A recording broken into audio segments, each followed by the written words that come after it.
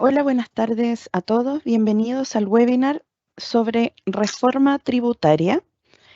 Este webinar es traído a ustedes por Informat, más de 45 años desarrollando soluciones financiero-contables y sus productos Wigo, software contable, e INET ERP. Y hoy junto a Alianza CAP, grupo de profesionales expertos en capacitaciones, IFRS y de tributación. Acá les comento cómo realizar una pregunta en Microsoft Teams. Hacen clic en el icono de signo de interrogación y nuestro speaker, el doctor Fernando Torres Cárdenas, las contestará al final de la sesión. Ya está con nosotros Fernando. ¿Cómo estás? Hola, muy bien, muchas gracias por la invitación. Qué bueno, qué bueno. Entonces, si quieres nos puedes contar un poco más sobre la Fundación San Jorge. Claro, bueno, esta alianza se permite gracias a la Fundación San Jorge. Los invito a entrar a esta página, revisar los proyectos de formación.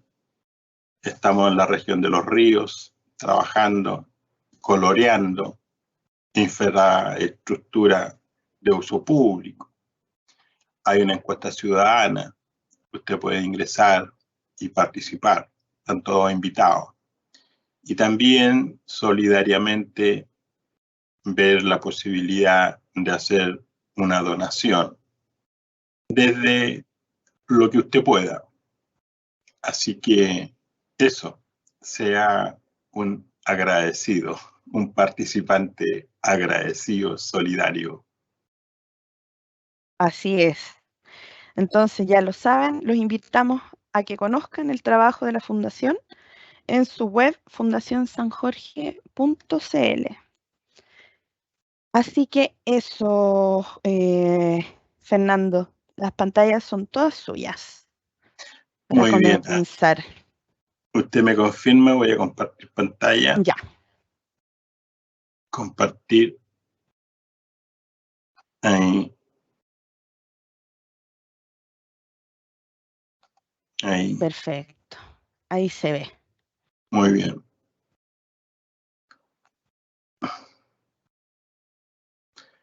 Bueno, estimados, muchas gracias por la compañía.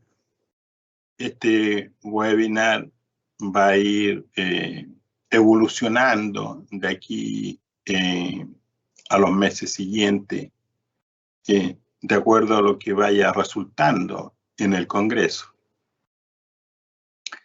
Entonces, este proyecto de ley, ¿verdad?, del 7 de julio del año 22, lo que busca en realidad es una recaudación superior a todas las reformas de periodos anteriores.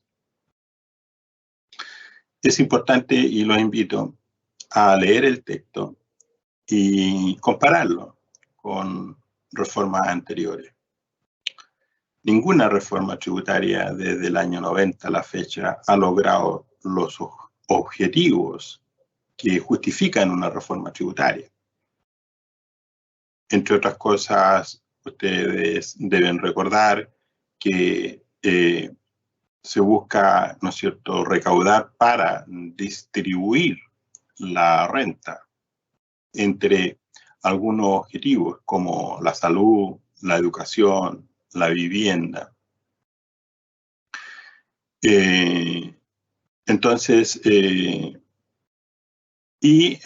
por supuesto, distribuir en aquellas otras áreas sociales donde se sabe que hay necesidades. Lastimosamente, los objetivos no se cumplen. Entonces uno debiera preguntarse por qué tenemos reformas tributarias, hacemos experimentos con estas reformas, afectando una parte importante del área productiva. Para recaudar impuestos necesitamos incentivos para producir riqueza. Esta reforma tributaria, lamentablemente, no hay señales de incentivos a la inversión, al crecimiento. No hay incentivos a hacer mejor las cosas. Así como está planteado, lo que busca es solo recaudar. Tampoco busca simplificar la propia ley. Elimina un régimen tributario como el artículo 14, letra A, semi-integrado, y crea un sistema dual, es decir, no a la integración. Al no haber integración, todos los dueños e inversionistas de sociedades que se acogen el artículo 14, letra A, semi-integrado, que hoy día sería este sistema dual. Entonces, toda esta socios, el impuesto pagado por la empresa no es crédito para los dueños o accionistas. Entonces, el dividendo, obviamente, si usted se lo imagina, el dividendo obtenido, ¿no es cierto?, no solo va a venir disminuido por una tasa del 22%, porque así está la reforma. Entonces, va a ir a declarar directo a la línea 2 del formulario 22 de declaración anual de la operación renta. Y el crédito, ¿no es cierto?, en este caso, que venía acompañado con este dividendo, es cero. Entonces, si usted suma de la línea 1 a la línea 22 para determinar el impuesto global complementario, más abajo el crédito por recibir este dividendo o este retiro, es cero. El artículo, recuerden ustedes el artículo 14, letra A, semi-integrado, el impuesto pagado por la empresa es crédito para las personas,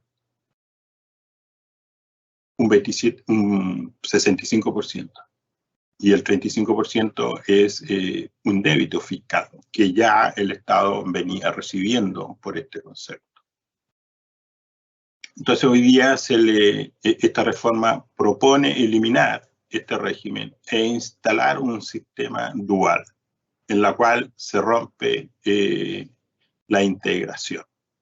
Ya no es semi-integrado, sino que no integrado. Eso ocurre para las grandes empresas. Ahí tenemos un análisis que tenemos que conversar, es nuevo para nosotros como país. Y entonces, si usted es empresario, si usted está su empresa está en el 14A semi-integrado, y podría, ¿no es cierto?, acogerse a este nuevo sistema, migrar, ¿no es cierto?, migrar ¿se acuerdan cuando hicimos la migración al 1 de enero del 2020? Bueno, al 1 de enero del 2023, si es que la reforma se aprueba en esta parte, tendríamos que migrar a este sistema dual. Y la tasa del impuesto se mantiene en el 27%, con un incentivo del 2%, ¿no es cierto?, para investigación y desarrollo.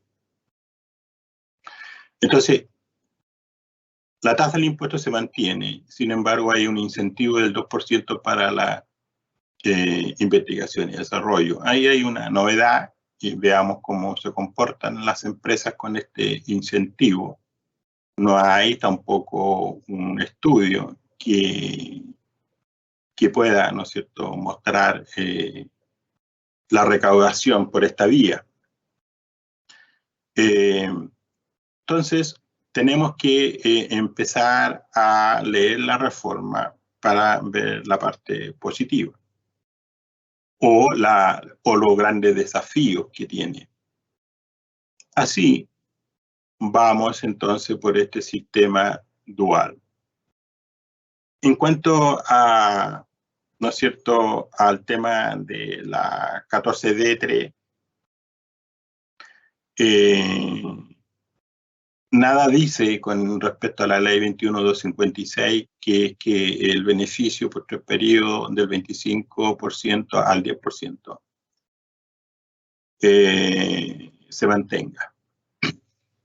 Entonces, al parecer, entonces volvemos a la tasa del 25%, tal como está estipulado inicialmente. Y por supuesto, en el 14D3 tenemos tasa de 25% y 100% integrado.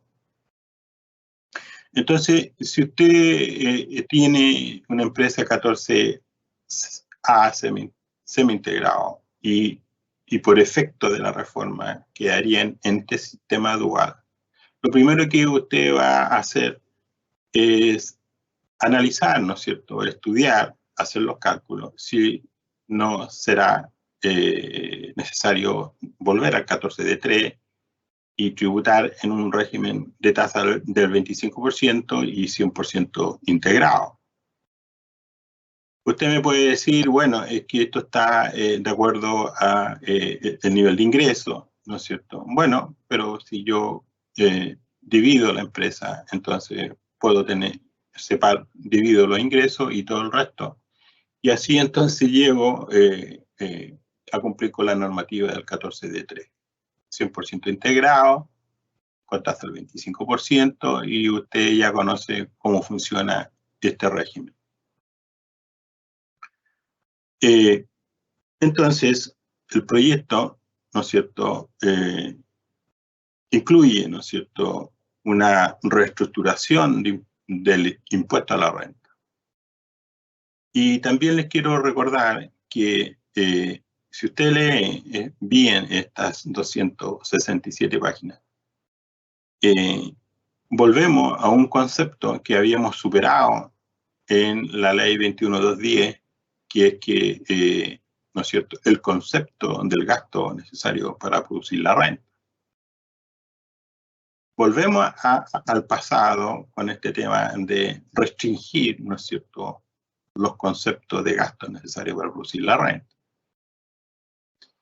Tanto así que podría, así como está escrito, los gastos no los podría llevar a gasto si no están relacionados con ingresos. Entonces, eso hay que tener paciencia para esperar cómo sale o cómo se redacta la reforma en el Congreso. Porque hay escritura, narrativa, párrafo, que no se logra entender el alcance. Entonces, la reforma tributaria incluye una reestructuración del impuesto a la renta y un conjunto de medidas orientadas a reducir las exenciones tributarias. En las exenciones tributarias lo que más ha impactado ha sido el tema del famoso DFL2, ¿no es cierto?, donde, insisto, así como está redactada el paper, ignora, ¿no es cierto?, la fecha de compra del DFL2. Entonces lo hace retroactivo. Y eso es una novedad porque en nuestro país se legisla desde ahora en adelante y no desde retroactivamente. Entonces, si una persona compró hace 10 años 2, 3, 4, 5 departamentos de FL2 y los arrienda, actualmente, ¿no es cierto?, estaba restringido, estaba liberado del pago no estaba afecto el dividendo, el arrendamiento. Después del 2010, ¿no es cierto?, dijeron hasta 2 viviendas. Y bueno, resulta que ahora está la propuesta desde su origen. O sea, si usted compró estos departamentos hace 20 años y los arrienda, hoy esos ingresos son no renta. Y si esto llega tal como está escrito, hacer ley, usted debe agregarlo a sus ingresos para la tributación. Las consecuencias son entonces que siempre esto es así, digamos. Lo que sucede entonces es que las personas que puedan van a constituir empresas y van a traspasar sus propiedades a estas entidades. Esa es una solución.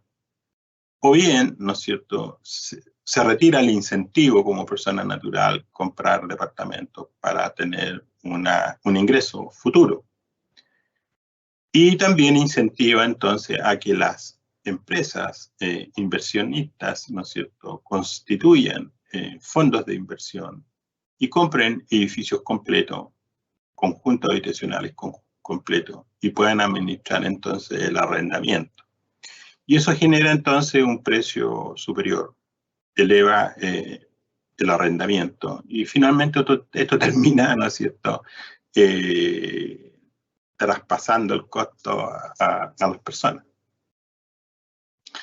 Así que, al parecer, tenemos una reforma tributaria en la cual hay que estudiar, hay que pensar, hay que conversar entre nosotros, porque una de las cosas que a mí me preocupa muchísimo es que somos buenos para hacer cosas, pero no somos buenos para pensar y conversar estos temas.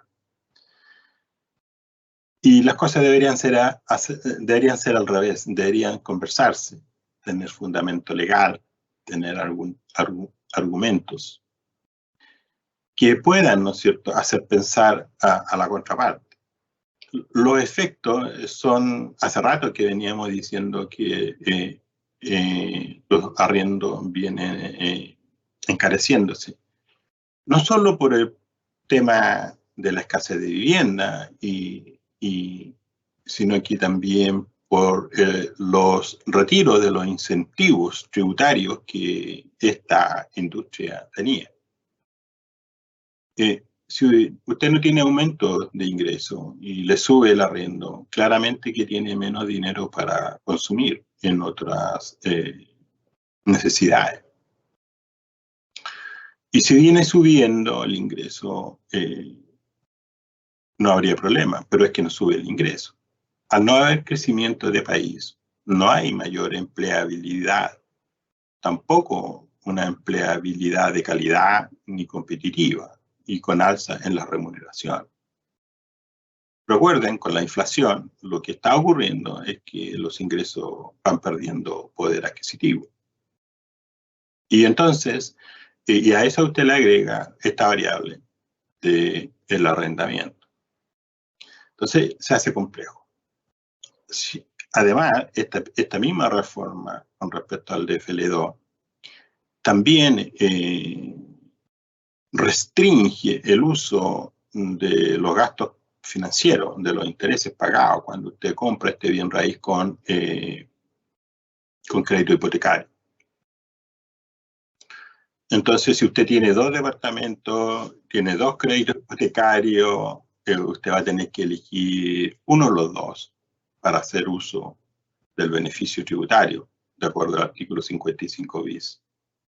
Recuerden que el 55 bis son los intereses pagados, ¿no es cierto?, con tope, en la cual usted puede rebajar de su global complementario. Y si tenía varios créditos, bueno, llegaba hasta el tramo máximo, pero ahora no es así. Por lo menos en la propuesta así lo señala, digamos, poder hacer uso de uno solo. Obviamente usted va a elegir el mayor. Bueno, otra, ¿no es cierto?, situación es el nuevo royalty minero. Lo mismo, mientras más usted le exige a la industria minera, las rentabilidades caen. Y recuerden que las inversiones son extranjeras. Y si no hay inversión, porque se encarece el proyecto por la baja rentabilidad, entonces simplemente no hay nuevas inversiones en el área de la minería. Y entonces ese dinero, en vez de llegar a Chile para nuevos proyectos, se va a otro país, como Perú, por ejemplo, que tiene una ley de la renta hacia la minería bastante atractivo. Nuestro competidor más cercano en este caso es Perú, en esta parte de la minería. En cuanto, bueno, a los impuestos correctivos, ¿no es cierto? Ahí también tenemos, ¿no es cierto?, situaciones que son especiales, que no le voy a dar tiempo para este webinar de 1 hora. Entonces, hay opiniones, ¿no es cierto?, en esta reforma, 8 principios: progresividad y equidad, transparencia y eficiencia, compromiso con el impuesto, con el cumplimiento tributario. Bueno, simplicidad. Bueno, simplicidad y, bueno, el 14A semi-integrado, este nuevo sistema dual que lo reemplazará, tiene un nuevo sistema de registro.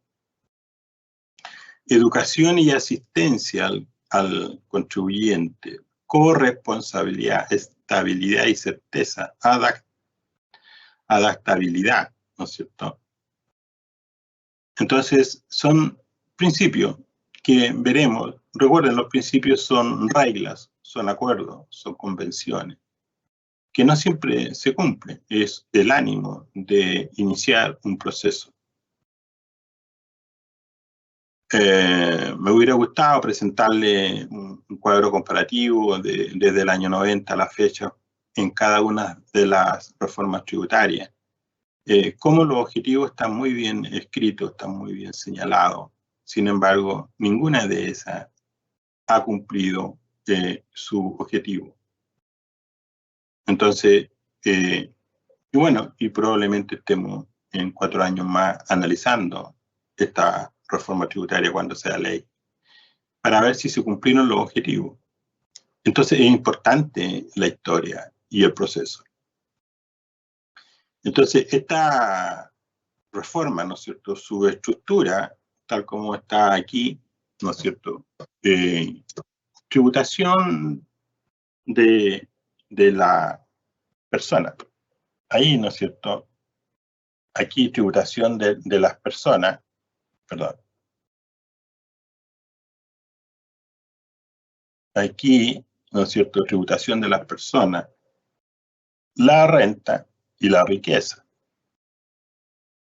Ustedes saben que estamos en un mundo globalizado, altamente conectado vía, ¿no es cierto?, Internet. Hoy día usted, si quiere, compra un departamento en Portugal, si quiere, compra un departamento en España, donde usted quiera, puede comprar un departamento. De hecho, hay incentivos, ¿no es cierto?, para comprar y lograr residencia. También puede comprar en Miami. Su dinero lo puede pasar o darle el destino que usted quiera. Entonces, ¿dónde va a ir usted con su dinero?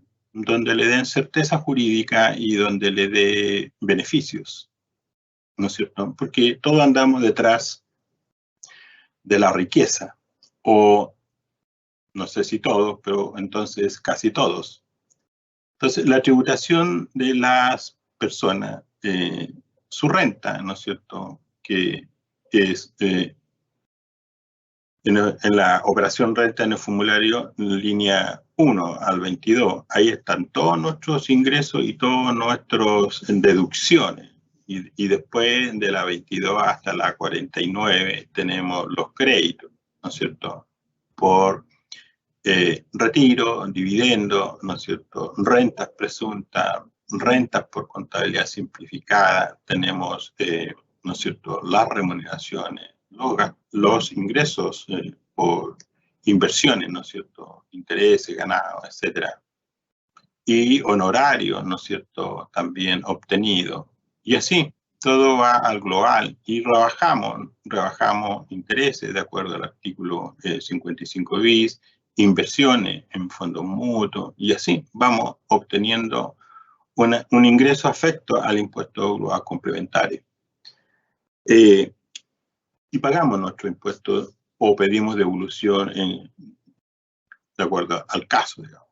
Pero aquí nace un nuevo concepto que es el impuesto a la riqueza. ¿no es cierto?, el impuesto a la riqueza. Entonces, ¿qué es la riqueza? La riqueza es el patrimonio que se ha logrado en un periodo determinado o se ha heredado, pero esos activos han pagado impuestos. Sin embargo, en esta reforma se le pide un 1,8% de impuestos. Entonces, hay opiniones sobre eso, si corresponde o no corresponde afectar el patrimonio obtenido, ¿no es cierto?, de una persona. ¿Cuándo? Cuando ya ha pagado impuestos. Usted cuando gana dinero paga sus impuestos y con su ahorro, ¿no es cierto?, compra un departamento. Y así usted acumula un patrimonio sobre 5 millones de dólares y entonces entra a este tema, digamos. Ahora alguien me puede decir, pero esto afecta al 3% del contribuyente, de la totalidad, y el 97% se libera. Claro, pero está bien, es correcto.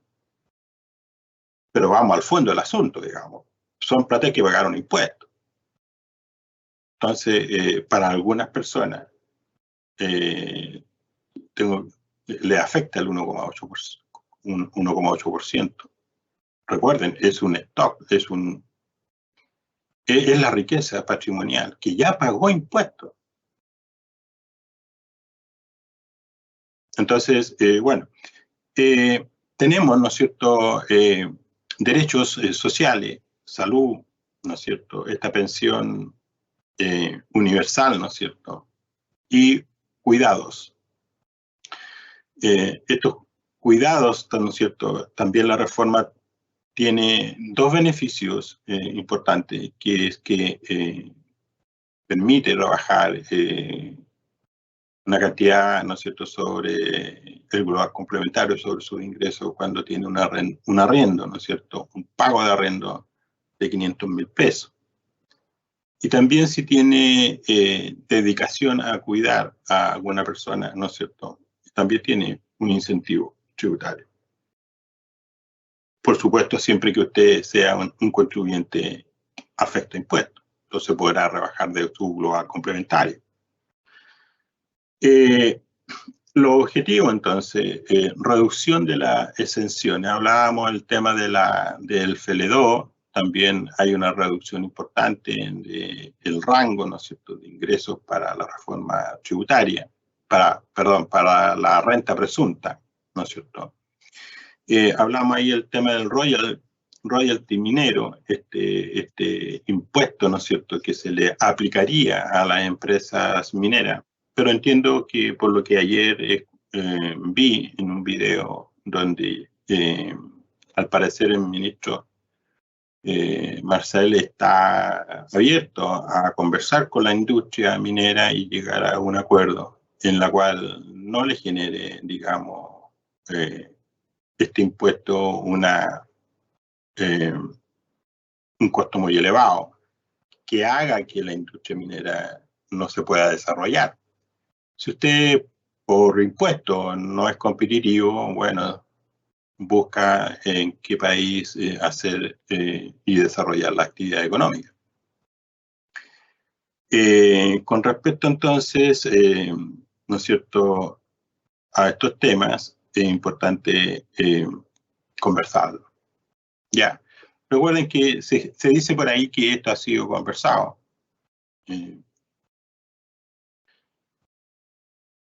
Veamos qué resulta.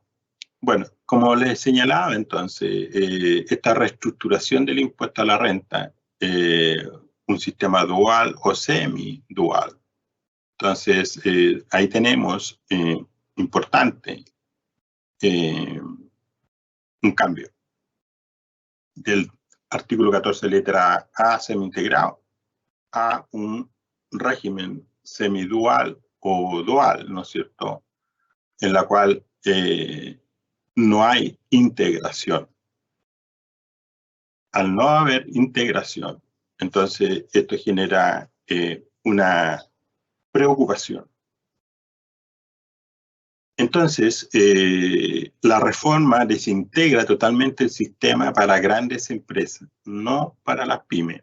Así los dueños de dichas empresas pagarán el impuesto corporativo y después el impuesto a la renta por los dividendos que obtengan. Esto rompe definitivamente con el principio de equidad horizontal. Esto quiere decir que dos personas que ganan lo mismo paguen lo mismo, independiente de la fuente de sus ingresos, y complejiza la operación del sistema. Esto va a suceder en aquellos inversionistas que su dinero está en empresas del régimen semi-integrado, que podría quedar en el semi-dual. Entonces se busca, ¿no es cierto?, una recaudación por categorías de impuestos, en la cual, ¿no es cierto?, desde el 2023 al 2026 llegar al 4,1, ¿no es cierto?, del PIB, Producto Interno Bruto. Así entonces, bajo este sistema semidual, ¿no es cierto?, que traerá novedades, se busca separar la tributación de las compañías de los socios, ¿no es cierto? Es decir, el pago del impuesto es independiente de lo que cancela el socio de esa empresa. Y ya sabemos que actualmente los socios de las empresas de gran tamaño, las que tienen ingresos superiores a 75.000 UF, puede descontar como crédito hasta un 65%, ¿no es cierto?, de lo tributado por su empresa. Eso no iría más, ¿verdad? Sin embargo, para las empresas, para las pymes, que vendan, ¿no es cierto?, hasta 75, o sea, se mantienen en el 14 de 3, bueno, se mantiene tal cual como lo hemos visto. Salvo, aquí hay un tema que hay que considerar, que hay que revisar, léanse la circular 53 del año 20, donde se habla de los gastos necesarios para producir renta, donde ahí hubo una modificación, donde se amplió, ¿no es cierto?, el concepto. Sin embargo, en esta reforma restringe nuevamente el concepto de gasto necesario para producir la renta. Entonces ahí hay que estar atento ahí. Y entonces la pyme, ¿no es cierto?, se va a mantener el 14 de 3 y los regímenes tributarios, por supuesto, también. Así que habrá que ver dónde nos conviene estar. Los tramos a nivel de global complementario están aquí. Ya sabemos que el objetivo, ¿no es cierto?, es ampliar el tramo, sobre todo en la parte después del 13%, ¿no es cierto?, 13,5%, o a nivel de ingreso entre 70 y 90 UTA. Decirlo en pesos son sobre 4 millones. Y ahí abre, ¿no es cierto?, nuevas tasas y llegando del 40 al 43.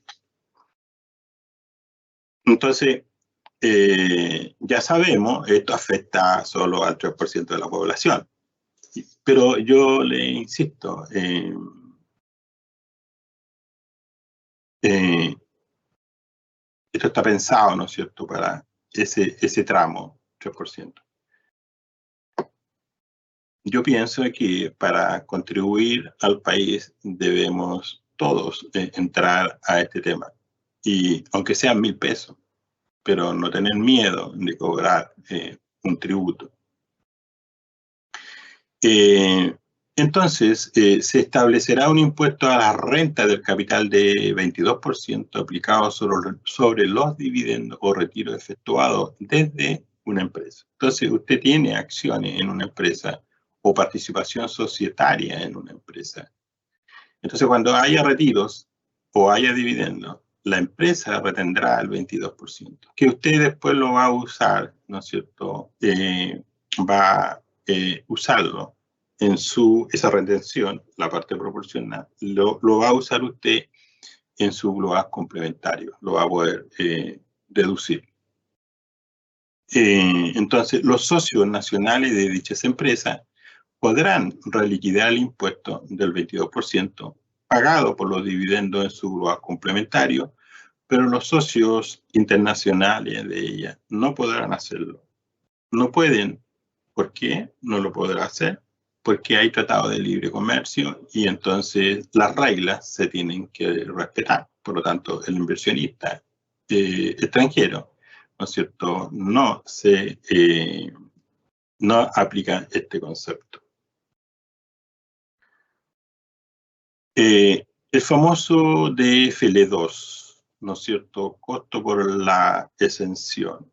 Se espera, ¿no es cierto?, se espera, ¿no es cierto?, que llegue esto a 354 millones. Entonces, aquí tenemos ¿no es cierto?, aquí, ahí, al 2026 y vamos año por año, ¿no es cierto?, una recaudación por este concepto. Entonces, de aprobarse la reforma tributaria, ¿no es cierto?, el arrendador de vivienda deberá ahora pagar impuestos por el alquiler percibido, ¿no es cierto? Entonces, por supuesto que en economía, ¿no es cierto?, se dice que un agente percibe rentas en una determinada actividad cuando lo que obtiene a cambio de destinar sus recursos a la misma excede a su costo de oportunidad. Lo que podría entonces obtener destinando los mismos recursos a otras actividades. Entonces, claramente, lo que está ocurriendo, o lo que ya está ocurriendo, ¿no es cierto?, es que las personas naturales están traspasando estos bienes a una entidad que perfectamente se puede acoger al 14D3. Aquí tenemos un ejemplo, ¿no es cierto?, donde se determina una persona que tiene, ¿no es cierto?, una situación actual y qué pasaría con el tema de la propuesta del gobierno. ¿Qué pasaría con su grúa complementario? ¿Ya? Entonces, esta exención son bastante atractivas, ¿no es cierto? Y, sin embargo, lo toman las empresas. Para las empresas que hacen inversiones en vivienda, compran el edificio completo, bueno, para ellos están bien, digamos. Pero las personas naturales que son dueñas de departamentos, esto les genera una mayor recaudación. Entonces, el tema de... para el arrendatario tiene un beneficio. O sea, para el arrendador tiene un desbeneficio y para el arrendatario tiene un beneficio, en la cual usted puede deducir de su grúa complementario el gasto por arriendo. Recuerden, el arriendo es un tema de hace mucho tiempo, la elusión tributaria, ¿no es cierto? Hay mucho arrendamiento entre personas naturales en que el sistema no entra al sistema, por lo tanto, hay dinero que en algunos casos deben pagar, sin embargo, no pagan. Entonces, claro, a través del arrendamiento, para que yo me haga uso del beneficio, debo identificar a mi arrendador. Entonces, por ahí nace una base de datos que se podría fiscalizar mejor. Entonces, los cambios que benefician a la clase media y el fin de la exención a los arriendos de propiedades de FL2 tiene un impacto menor en materia tributaria en cuanto a recaudación. Acá tenemos un ejemplo donde una persona, ¿no es cierto?, tiene un salario y tiene ingresos por arriendo. Aquí, ahí, ¿no es cierto?, ingresos por arriendo, 6 millones, en el caso 1, aquí, caso 1, caso 2. Entonces aumenta su salario a 18 millones. Una persona normal que gana 1 millón de pesos, 12 millones al año, le agregamos los 6 millones por arriendo, ¿no es cierto?, llega al 18%. Obviamente que sube de tramo o podría subir de tramo y esto le genera entonces un impuesto a pagar. Eso. Y si usted tiene un salario mayor, ¿no es cierto?, frente al mismo ingreso por arriendo, por supuesto que le genera un impuesto superior, ¿cierto? Entonces, si usted gana 1, el efecto impositivo, si usted gana 1 millón, el impuesto sería 342. Y si gana 2 millones, bueno, es varias veces más, ¿no es cierto?, el impuesto a pagar. Ese es un ejemplo muy sencillo, muy lineal, que queda claro. Pero si usted gana menos de 1 millón, probablemente quede exento, pero va a tener que agregar los 6 y con eso puede que llegue sobre el tramo del 4%. Sobre el 4% empieza a pagar. Recuerde eso. Entonces, eso hace que las personas entonces puedan planificar. Y en algunos casos puede que no sea muy importante, pero bueno, estamos hablando en los casos donde sí tiene impacto la recaudación. Ahora, por supuesto que el DFL2, ¿no es cierto?, tiene no solo un beneficio que era el ingreso por arriendo, no renta, sino que tenía otro beneficio. Por ejemplo, los intereses, el impuesto de timbre estampilla, todo eso estaba rebajado. Entonces, las contribuciones también está rebajado. Y aquí lo que se mantiene es el tema, ¿no es cierto?, de la rebaja del impuesto territorial. Vale. Entonces, hay que tener lectura para estas cuestiones. Entonces, a contar del 1 de enero del año 23, los propietarios de vivienda económica quedarán afectos a las disposiciones, ¿no es cierto?, referido al decreto con fuerza de ley número 2 del año 59. Vale. Bueno, ahí tenemos algunos comentarios, ¿no es cierto? El servicio concluye que las personas naturales a las que con anterioridad al 1 de enero del año 23 no les aplicaba el límite máximo de 2 viviendas económicas. A partir de esa fecha, solo podrán gozar de los beneficios franquicia, ¿no es cierto?, hasta 2 viviendas. Hasta 2 viviendas, ¿no es cierto? Aquí.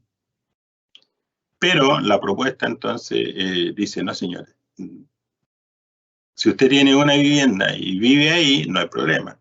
Si usted tiene 2 viviendas y vive en una y la otra la arrienda, entonces empieza a pagarme. O sea, y da lo mismo donde usted la fecha que usted adquirió este bien raíz.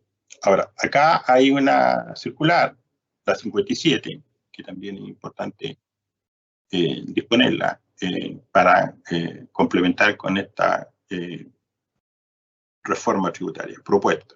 Entonces, el actual proyecto de la reforma tributaria termina con los principales beneficios tributarios a los DFL2, ¿no es cierto?, cualquiera sea el número de viviendas.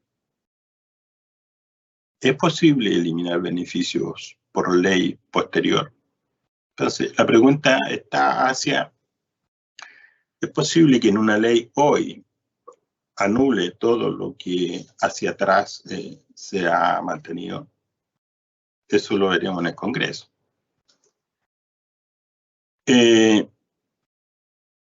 Veamos algunos temas. El impuesto a la renta, un sistema dual. Volvemos entonces al impuesto a los ingresos del trabajo, impuestos de segunda categoría, global complementario. También aquí, ¿no es cierto?, tenemos los impuestos a los ingresos del capital. Volvemos a este nuevo impuesto a los ingresos del capital, a este 1,8%.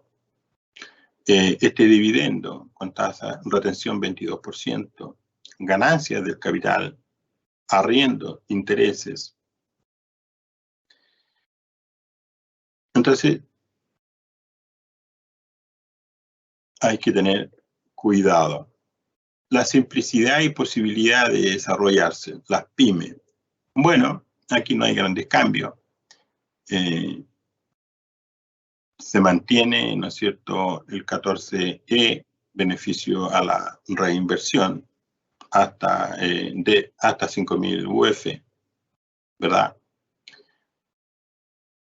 Hay un beneficio del IVA. Estos beneficios, ¿no es cierto?, es progresivo por los años, por los próximos 12 meses, ¿no es cierto? Y 3 meses, ¿no es cierto?, 50%, 25%, 6 meses y totalizando, ¿no es cierto?, los 12 meses. Postergar el IVA. Las pymes actualmente excluidas podrán acceder al incentivo tributario en investigación y desarrollo, que permite, ¿no es cierto?, que un 35% del gasto en este concepto sea utilizado como crédito. Eso se ha mantenido. Sin embargo, aquí, ¿no es cierto?, como beneficio adicional, ahí, ¿no es cierto?, cuando la pyme determine un resultado anual negativo, ¿no es cierto?, y haya invertido, entonces el crédito será reembolsable. Entonces ahí hay que analizar esto cuando sea ley, ver si puede hacer investigación y desarrollo, y aunque tenga pérdida, recupero el 35% de la inversión total. Recuerden, esto no es que me van a devolver la plata, probablemente me van a revisar todo el proyecto completo debidamente documentado.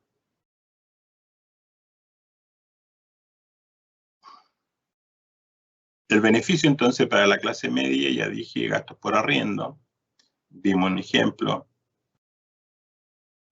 El impuesto a la riqueza, también algo lo comenté, entonces también el comentario es que de acuerdo a la evidencia comparada, ¿no es cierto?, recauda poco y cuesta mucho su fiscalización. Aquí están los tramos, ¿no es cierto?, de acuerdo al proyecto de la reforma. Tenemos en dólares, ¿no es cierto?, a menos de 5 millones de dólares están exentos, y de ahí comienza desde el 1 al 1,8% de acuerdo a la riqueza.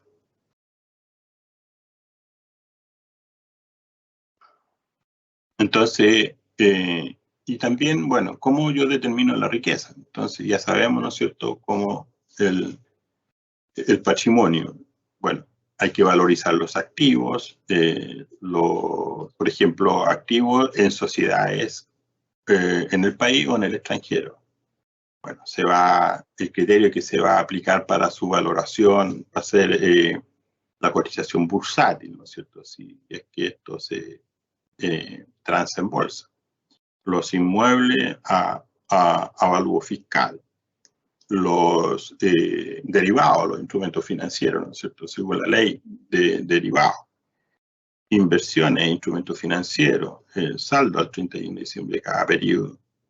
Los vehículos también a valor tasación. Y bueno, otros activos superiores, ¿no es cierto?, a 100.000 UF, a 100.000 dólares tasación. Con respecto entonces al impuesto a la riqueza, recuerden, el 3% de la población contribuyente son 6.300 personas de alto patrimonio. Entonces, un impuesto que grava utilidades que ya pagaron impuesto, el impuesto será el patrimonio neto de la persona. Ahí hay preguntas para que lo conversemos en otra oportunidad. Y con el tema de la elusión y la evasión, yo siempre he dicho que aquí se confunden algunas cosas. A mí no me gusta, siempre lo he conversado con colegas, que usemos la palabra elusión como algo impropio. Actualmente, los tribunales tributarios independientes es un organismo autónomo, independiente de impuestos internos, en donde nosotros, los contribuyentes y impuestos internos, cuando tenemos diferencias, llegamos a estos tribunales. Y ellos son, a través de un juez, los que dictaminan si estamos frente a una elusión. Por lo tanto, solo ahí es comprobable una elusión que daña el patrimonio o la recaudación fiscal en un periodo determinado. No así la evasión fiscal. La evasión fiscal es un delito y ahí impuesto interno lo dictamina, ¿no es cierto? Entonces, no enredarse con el tema elusión. Yo he escuchado profesionales de alto nivel intelectual que usan la palabra elusión como algo hecho y realizado, ¿no es cierto? Y que como algo impropio. Y no es verdad. Esto termina en los tribunales. Antes toda una cuestión, un cuestionamiento sobre un proceso de ingeniería tributaria. Entonces, pero en esta reforma, ¿no es cierto?, nuevamente ingresa, ¿no es cierto?, un incentivo, ¿no es cierto?, acusador, ¿no es cierto?,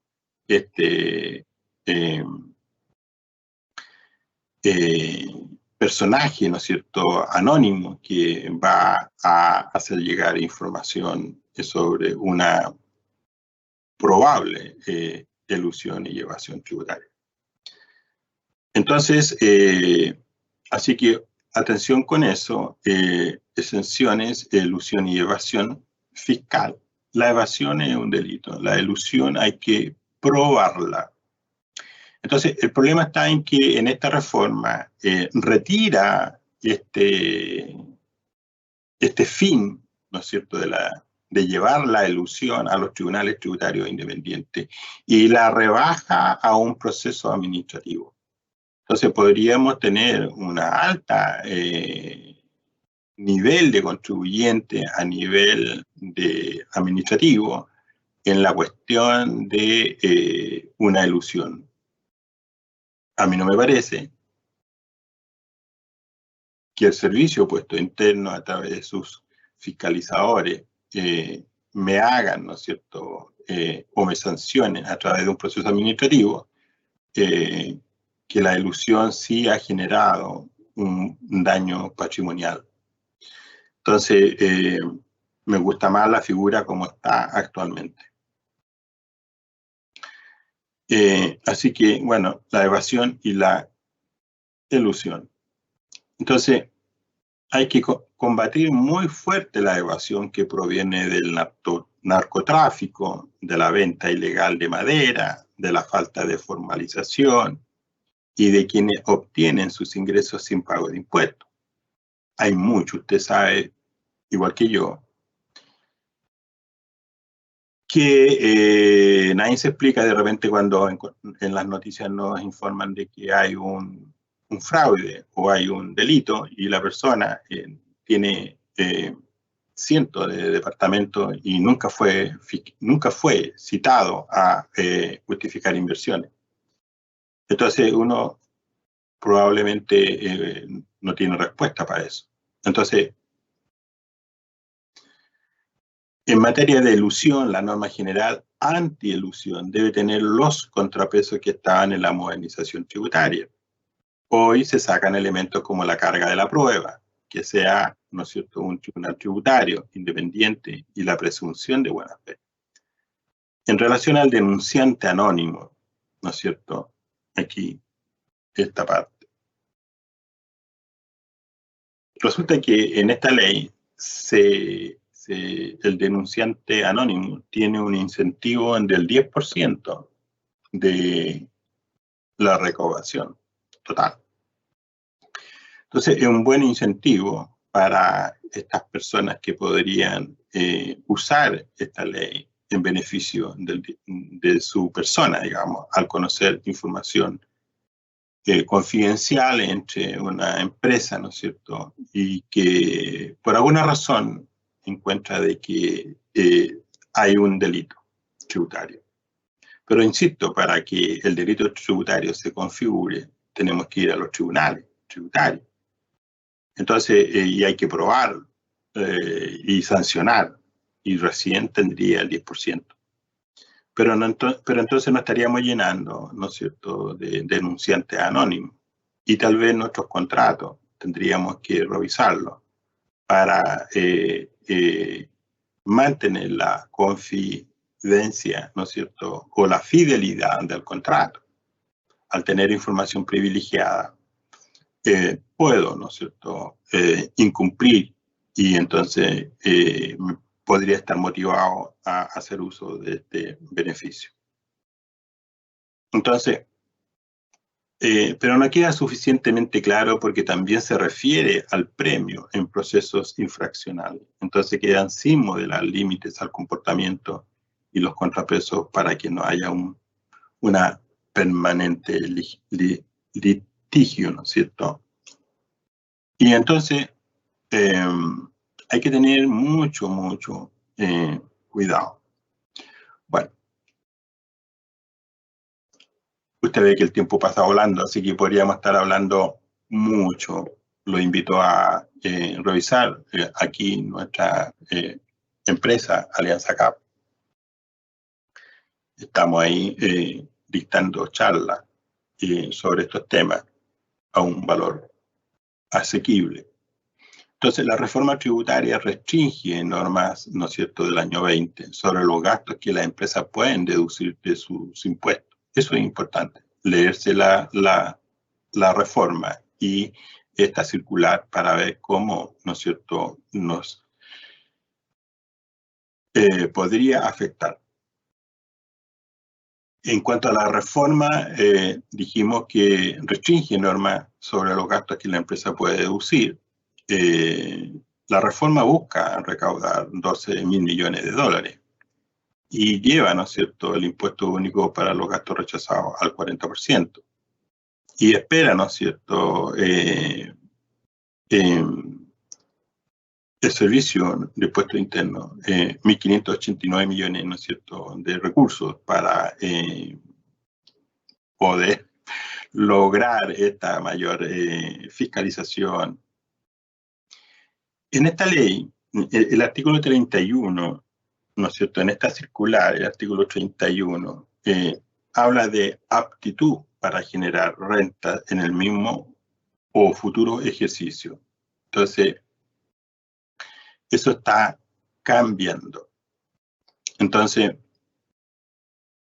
este cambio implica restringir el hoy amplio criterio para deducir los gastos empresariales. Esta circular era muy actualizada, muy moderna, porque me generaba una amplitud que yo podía entonces desembolsar recursos y llevar a gasto en la empresa.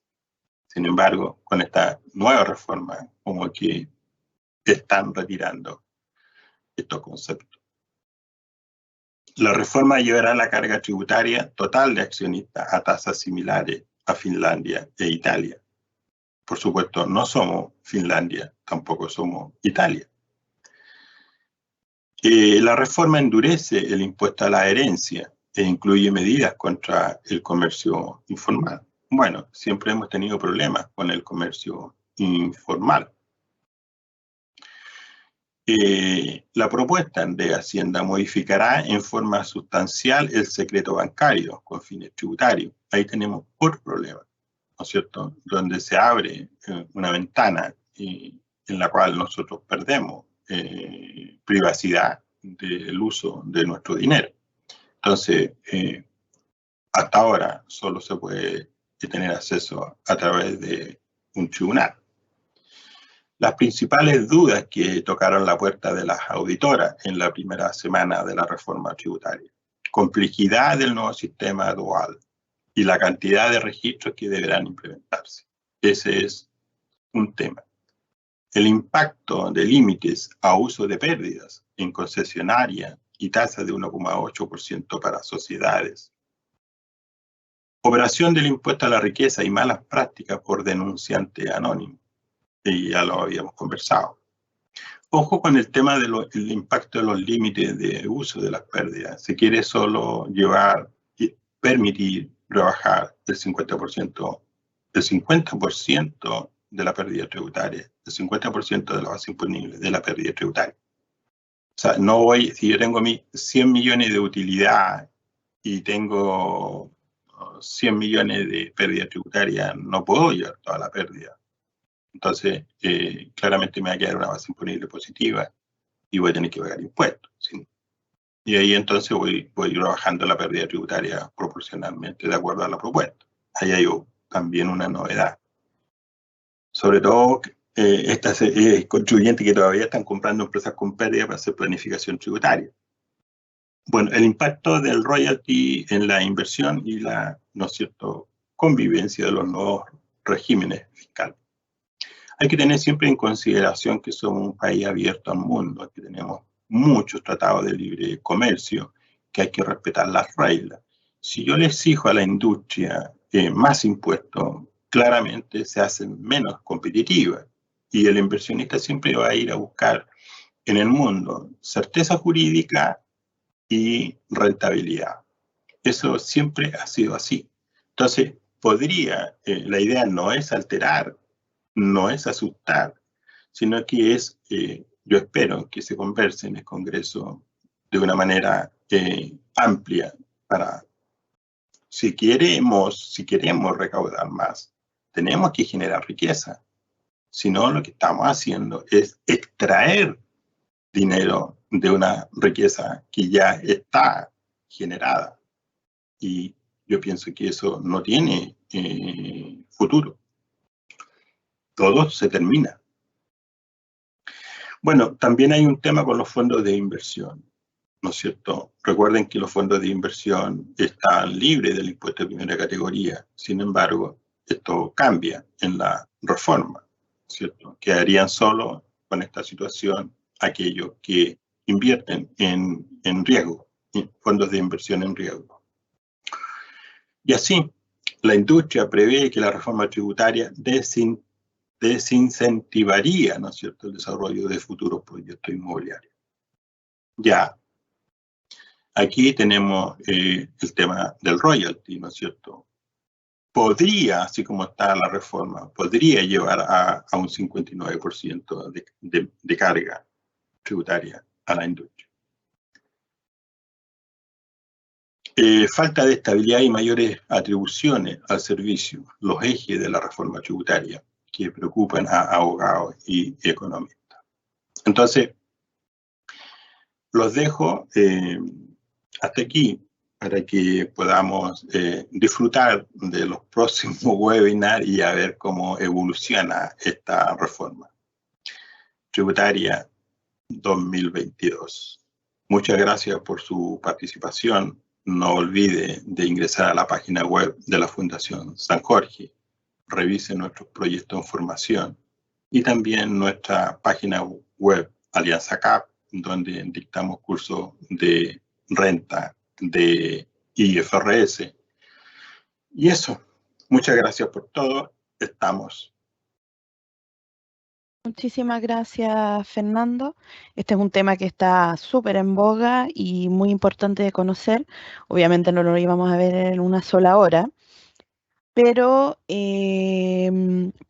se vio mucho acá en esta presentación. Ahora sí, abrimos lo que es la sesión de preguntas y respuestas. Les recuerdo también, voy a compartir cómo se hacen las preguntas. Les comparto acá cómo se realizan las preguntas en Microsoft Teams. Mientras todavía no tenemos preguntas, solamente que nos han saludado y nos han agradecido por el webinar de hoy. Les comento que vamos a enviar la grabación de la sesión de hoy al correo con el que se registraron. Entonces vamos a esperar unos minutitos, un minutito, a ver si llegan algunas preguntas. Al parecer no. Parece que quedó bastante claro. Hay harta, yo creo que tienen que asumir todo lo que se dijo hoy. Sí. Sí.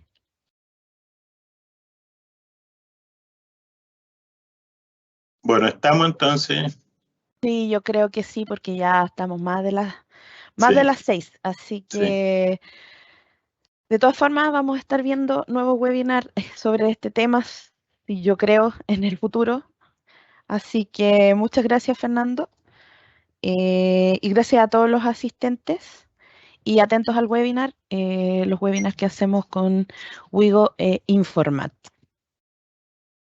Chao, chao, Fernando. Chao, que esté bien. Igual.